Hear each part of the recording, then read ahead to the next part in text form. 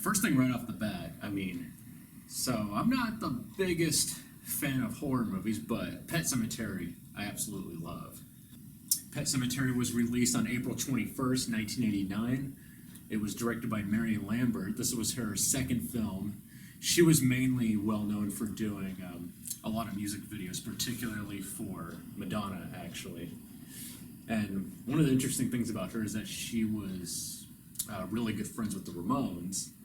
And since Stephen King himself, who wrote the book in 1983, was actually a big fan of the Ramones, he asked the Ramones to do some of the music for the film, and so that's how they wrote the track Pet Sematary, which is actually frowned upon with a lot of Ramones fans, but honestly, who gives a shit? I think it's a great song.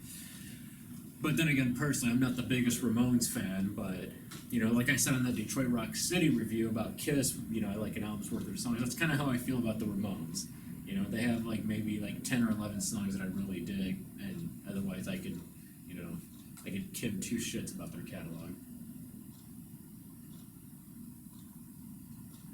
And my first experience with this movie was back in 2004. I remember back in the olden days before weed was legal, you had to buy it from, on the black market from drug dealers. And, this guy that was a couple years older than me, I won't say his name, I don't want to get him in trouble for God only knows what reason, but he had a big stack of VHS tapes up in his room. And I remember, I would go there maybe once a month to buy weed from him, not too much, maybe $10 worth. And so I went over there and was like, hey, can I borrow this movie, would that be a problem? He's like, oh yeah, no, for sure, borrow it as long as you want. And I think I had that movie maybe 6 months before I even returned it, but he completely forgot that I even borrowed it from him, so I probably could have just kept it. But aside from that, yeah, I remember putting it in, watching it at home, and, I absolutely loved it. I think the movie has, wonderful ambiance, even from the beginning with that creepy music that comes on as it pans over the pet cemetery itself. And, it takes place in a small town in Maine, which was actually where Stephen King is from. And he actually got the idea of this movie based on real events with, I believe he had a cat named Smucky. And so this cat, died. He found it on the side of the road. It was his daughter's cat. And so that's how he came up with a little bit of the inspiration for it. And what's crazy about this novel and film is that Stephen King actually, when he was originally working on the manuscript for it, he shelved it because he was like, yeah, I think this idea sucks, whatever, I'm just going to let it be. But then I guess apparently his wife was going through it, and she kind of, skimmed it, whatever, and apparently she really liked it, so she was just, pulling the girlfriend or wife, be like, you should make it into a book or a movie, dude. And he was probably just like, all right, I'm gonna go do some cocaine and write Cujo. Yeah, Stephen King actually does make a cameo appearance about 41 minutes into this movie as the minister. And judging by the looks of him, this must have been the height and pinnacle point of his drug addiction and alcoholism. But it's a true story, yeah, that he was apparently so high on cocaine and so drunk while he was writing Cujo that he doesn't even remember writing it, and it's, one of his, trademark books, other than, It, Pet Sematary, Carrie, many more.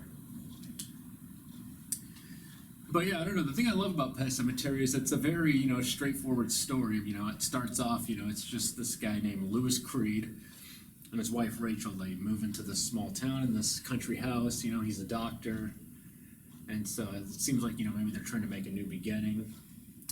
And then their neighbor who lives across the street, Judd Crandall, who's played by Fred Gwynne, who is more well known for, I believe he was on a show called Monsters, which, by the way, Judd Crandall, every single outfit he's wearing in this movie is crushing on all levels. He's got the flannel, he's got the overalls, he's got the hat, he's drinking the Budweiser, which I love that part, he's like, Lewis is crossing the street at some point, and then you could totally tell Judd is probably on beer number 4 or 5, he's got that euphoria kick, and he's just like, come up and have a beer, you faggot! And I just love it too when he's like, you need a glass? No. Hell yeah, you just passed the test. Now I want to fuck you. Or your wife, Lewis, because she's pretty hot too. But yeah, I know the lady who plays his wife. I can't remember her name off the top of my head, but I know she was pretty well known for. She was a series regular on Star Trek: The Next Generation. So, anyways, the story goes that basically, the young daughter, Ellie, she discovers a path in the backyard, so she brings it to Judd's attention, and then he, takes him on a little bit of a quest to go check it out, the Pet Sematary.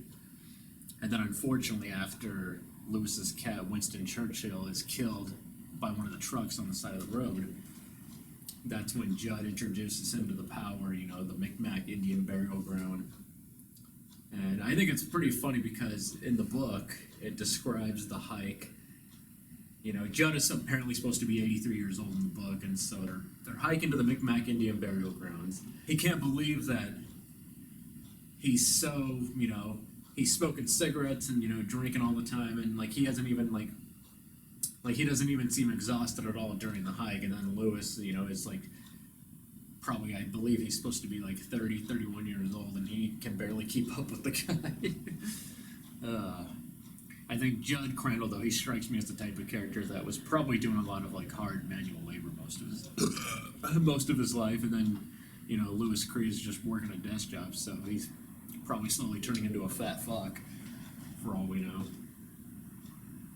But basically, once they bury Winston Churchill up at the Indian burial ground, that's, when he comes back to life, but, obviously not as himself.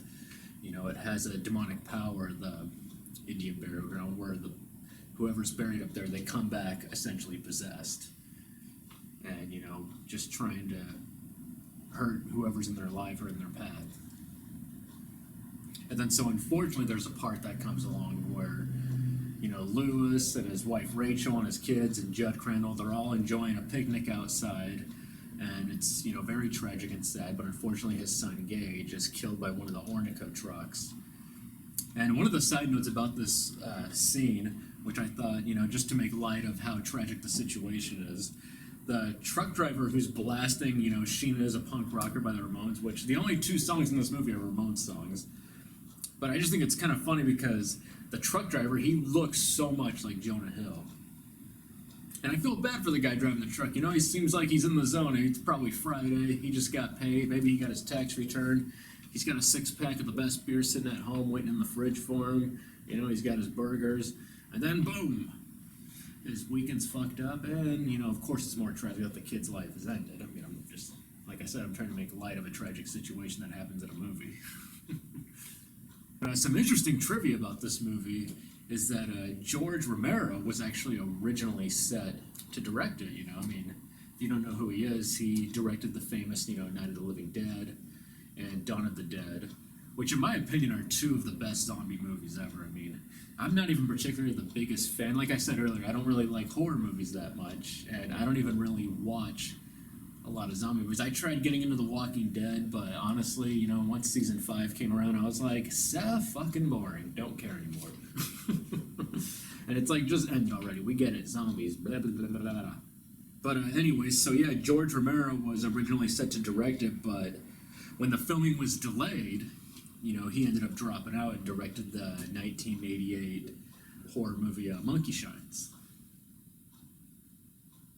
But yeah, anyways, if you're looking for a pretty, atmospheric,